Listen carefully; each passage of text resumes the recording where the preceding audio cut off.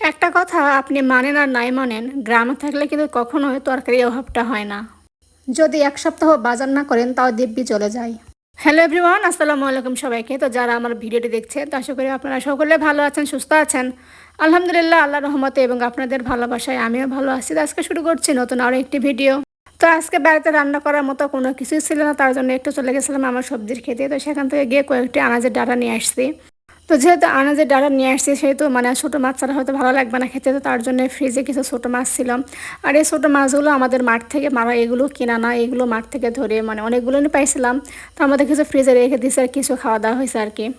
তো গ্রামে থাকার অনেক অসুবিধা থাকলেও এটা একটা হাজারো সুবিধা যে মানে কোনো এক সপ্তাহ বাজার না করলেও আমাদের কোনো কিছু কিনতে হবে না, এমন একটা অবস্থা আল্লাহর রহমতে সবারই আছে।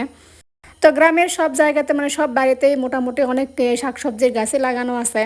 তো যাই হোক, আজকে রান্না করবো সে আনাজের ডাঁটা দিয়ে যে ছোটো মাছ। তো আনাজের ডাঁটাগুলো প্রথমে ভালো করে কেটে নিচ্ছি, কেটে আলু একটু ঝুরি করে দেবো, তাহলে একটু মানে তরকারিটা বেশি হবে। কারণ আনাজের ডাঁটা যেহেতু একেবারেই নরম, তো সে একটু গলে যাবে, তার জন্য একটু আলু দেওয়া আর কি।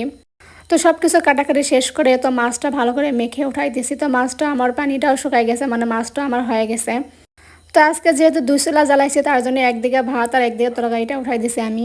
তো আমার তরকারিটা এখানে হয়ে গেছে। যেহেতু অনেকগুলো নিয়ে মাছ, তো এতগুলো সবগুলো আমি আনাজের ডাঁটার মধ্যে দিব না, কারণ দিলে শুধু মাছই হবে। তো তার জন্য কিছু মাছ দিব পরে। তো তার জন্য আগে আনাজের ডাঁটাটা রান্না করে নেবো, পরে মাছগুলো ঢেলে দেবো।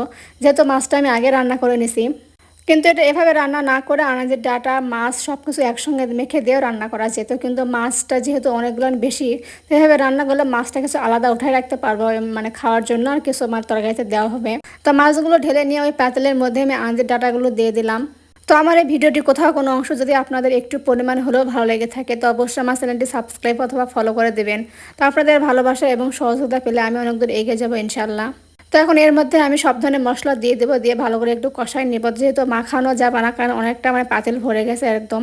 কিন্তু পাতিল ভরে গেছে এটা তো এখন বেশিক্ষণ থাকবে না, মানে একটু নরম হয়ে গেলে, ডাটাগুলো নরম হয়ে গেলে বা তরকারি অনেকটাই কমে যাবে। তার জন্য এভাবেই শুধু উপরে সব কিছু দিয়ে একটু পানি দিয়ে উঠাই দিচ্ছি। কিন্তু আমাকে আবার এই আনাজের ডাটা এমনিটা মানে এমনি খেতে বেশি ভালো লাগে, কোনো মাছ টাছ কোনো কিছু ছাড়াই। কিন্তু বেড়াতে তো আর ওভাবে খাবে না, মানে আমি যেভাবে খাই সেভাবে খাবে, তারা মাছ দিবে, মাছ ছোটো মাছ দিয়ে খাবে।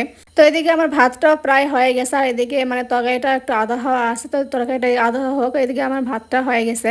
তো ভাতের মাত্রা হালাই নিয়ে আবার চলে আসবে রান্নাঘরে। তো এই যে বললাম না যে এখানে এক পাতিল মানে তরকারি পাতিল একবারে ভরে গেছিলো, দেখুন দেখেন কতটুকু হয়ে গেছে। তো আরও কমে যাবে এভাবে। তো তরকারিটা একটু নেড়ে চেড়ে দিয়ে মানে মশলাগুলো যেহেতু উপরে দিয়েছিলাম সবগুলো একসঙ্গে মিক্সড করে নিয়ে তো আবার ঢাকনা দিয়ে দিলাম যাতে একটু ভালো করে সিদ্ধ হয়। তো এই যে আমার তরকারিটা মোটামুটি না, তরকারিটা রান্নাই হয়ে গেছে। তো এখানে উপরে উপরে শুধু মাছগুলো দিয়ে দিলাম আমি। তো মাছগুলো দিয়ে হালকা মানে নেড়ে চেড়ে মাছগুলো মানে তরকারিগুলো নিমিয়ে নিব। কেননা বেশি নাড়লে মানে মাছগুলো একেবারে ভেঙে যাবে, তার জন্য অল্প অল্প নেড়ে শুধু নামাই নেব। তো ভিডিওটি আজ এই পর্যন্ত। ভিডিওটি কেমন লাগলো অবশ্যই সবাই কমেন্টের মাধ্যমে জানাই দেবেন। তো ধন্যবাদ সবাই।